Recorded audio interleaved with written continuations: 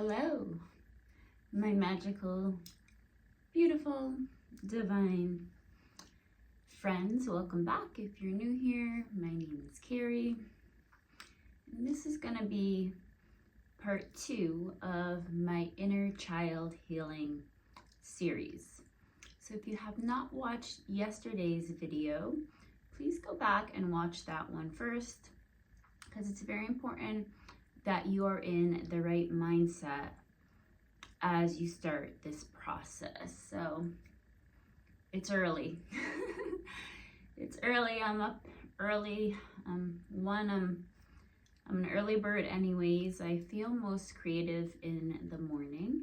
And 2, I have a lot going on today. I get to go teach and practice, and then having some work done around here, including my meditation room being painted. So shameless plug, if you'd like to work with me one-on-one, please reach out. You can message me on Instagram. I'm over there, Magical Misfit. So why we're here today. Yesterday I talked a little bit about that mindset and being able to sit with the emotions that the inner child is sending through you to get your attention. And today I'm going to talk about how you can start opening up the dialogue between you and your inner child. So first, I want to say that the inner child is not your enemy. They are simply just shouting out for your attention. So when you start to communicate with your inner child, it's very important that you speak with truth, honesty, and integrity. If you are not being truthful with yourself right now, you know yourself. The inner child is not going to trust, that you're going to be truthful and honest with them. Also, the inner child will always push back and want to take the familiar path. And notice again the word familiar, family. And why do they do this? It's their way of having control over their environment, their life situation. They want to know what is going to happen, how it's going to happen, when it's going to happen.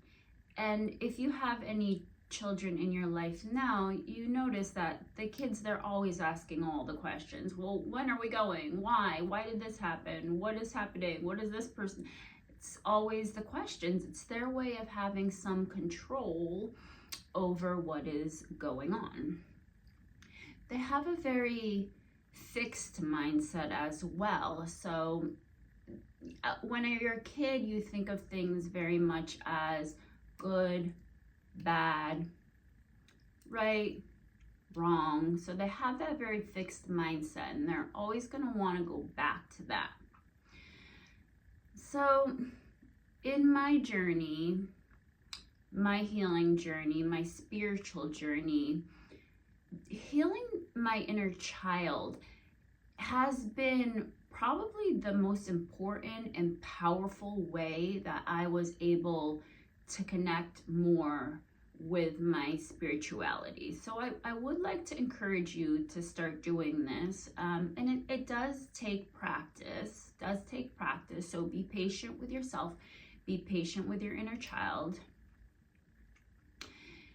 And you need to start to allow the inner child to start the dialogue, The inner child is going to come up with the feeling, the emotion.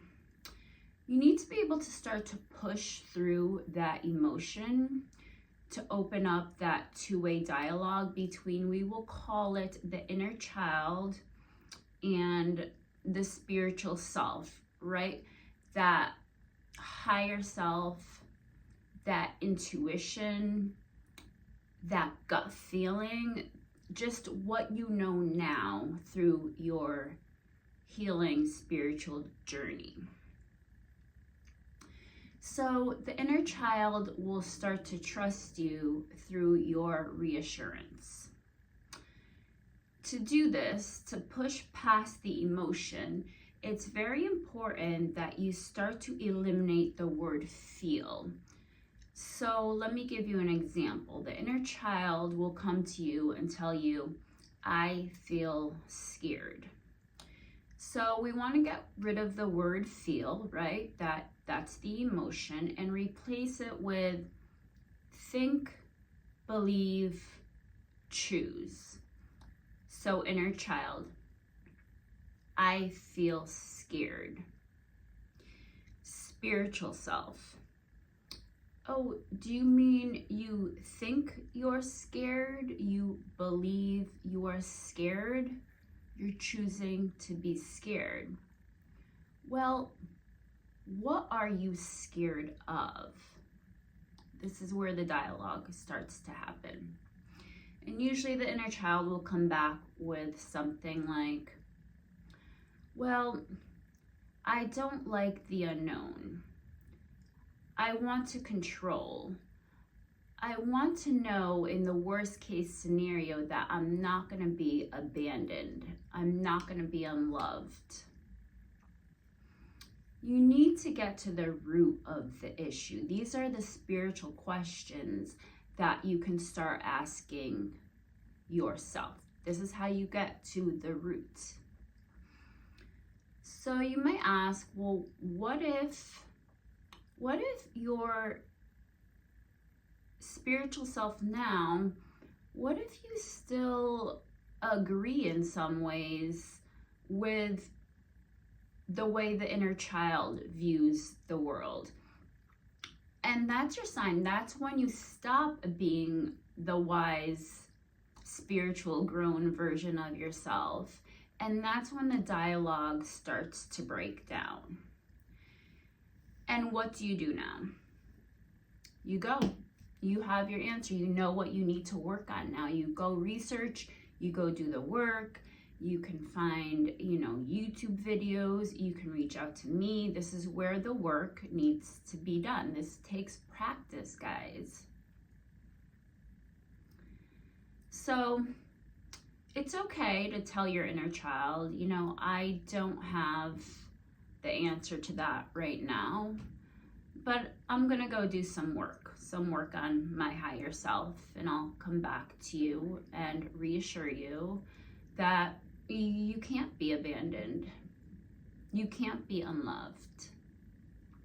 So whenever your actions, your choices, your decisions in your life are being led by the emotions of that inner child, that's our inner child taking over, right? And that's where the work needs to be done. So I like to think about it like this. We have a pendulum. We have our inner child over here, and we have our spiritual self over here. Now, what a lot of people will want to do is they'll want to take the inner child and swing them all the way over to their higher self. And we don't want to do that, because if we do that, that means we're totally getting rid of our inner child. But that is such an important part of ourselves, and we don't want to just make them disappear. They're always going to be with us. They should always be with us. So instead, what we want to do is start to slowly, bring the inner child towards our higher self, and we want to try to meet somewhere in the middle. We want to become one, this oneness with our inner child. So I'll give you an example from my real life. And again, my intention on here is never to talk badly about anyone. I don't want to throw anyone under the bus, but I'm on here also to speak my truth and share my experience with you to be of higher service. So when I was a little girl, I know I mentioned that I grew up in an alcoholic household, and there was a lot of chaos, and my mom would take my siblings and me, and she would sit us down and she would ask us, should I divorce your dad? You know, what should I do? And I don't have many memories of this, but I do remember my older brother just being so frightened, so afraid, and begging, no, please don't, Mom. We'll have nowhere to go. We'll be living out on the streets. So I can only imagine that I also felt very afraid. I was very scared. So when the same situation, not same, but similar situation happened to me this past summer, where I actually didn't have anywhere to live, I had already done a lot of this inner child healing on myself, and I was able to reassure my inner child, listen, it's gonna be okay. We have people now, we have supports. My kid's father would never let his kids or me be on the street.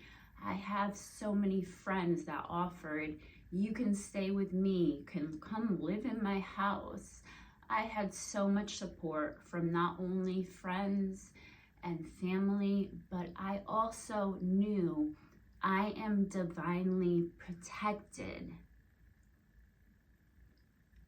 So that's my real life example of how my inner child work has really served me, right, in my life situation now. So to give you another real life example of this, I want you to picture a physical child in your life. Maybe it's your son or daughter, niece, nephew, any kid, friend's kid in your life. Imagine them coming to you and just saying, I'm so upset. Nobody likes me. Nobody loves me. What would you tell that little kid? I'm sure you wouldn't just dismiss them, be like, I don't have time for this right now. I got a headache. Go do something else. You would say, no, sweetie, that's not true. And you would reassure them. Or maybe you would just give them a big hug. Well, I'd like to ask, how many times are you doing this to your inner child, right? Just pushing them away, not giving them that reassurance, not building that trust with them. And that's what I'm going to talk about in tomorrow's video, is how to build your trust with your inner child. But first, we need to start opening up the dialogue, right? Having the communication, finding oneness somewhere in the middle of that pendulum, right? Meeting our inner child. I'll give you one tip, something I've done. If you don't have the physical child in your life, or you're not always with them, or, just that doesn't resonate with you, something I did was I changed the background, the screensaver on my phone, to a picture of me when I was probably like 4 or 5 years old.